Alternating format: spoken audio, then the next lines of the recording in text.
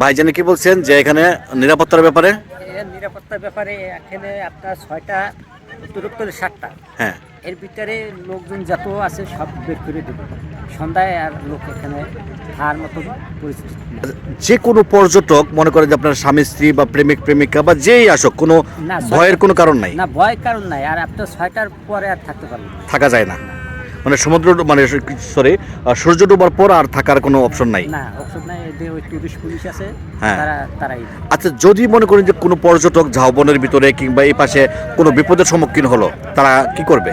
এখানে টুরিস্ট পুলিশের নাম্বার দেওয়া আছে। হ্যাঁ।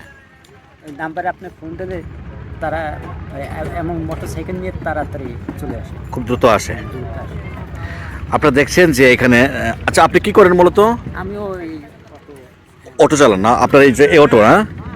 আচ্ছা, এই ভাইয়ের হলো এই অটো। অনেকেই আছে আপনার অটো চালা, ভ্যান গাড়ি চালা। যা বলছিল আর কি, যে বাংলাদেশের যে প্রান্ত থেকেই দর্শক কিংবা আপনার পর্যটক আসুক না কেন, নিরাপত্তার কোনো ঝুঁকির কোনো কারণ নেই। এবং শুধু বাংলাদেশ নয়, বাইরের দেশ থেকেও যারা পর্যটক আসে, টুরিস্ট পুলিশ সহকারে এবং স্থানীয় যে লোকজন আছে, তারাও কিন্তু খুবই সতর্কতার সহিত কিন্তু প্রত্যেকে কিন্তু গাইড হিসেবে তারা আসলে দেখাশোনা করে, এবং কোনোরকম কোনো ঝুঁকি নেই। একটা নির্ভয়ে বাংলাদেশের যে কোনো প্রান্ত থেকে দেশ ও বিদেশের যে পর্যটকরা, তারা কুয়াকাটা সমুদ্র সৈকত এবং আপনার এই সুন্দরবনের যে 3 নদীর মোহনা, এই অঞ্চল ঘুরতে পারবেন, আসতে পারবেন নির্ভয়ে।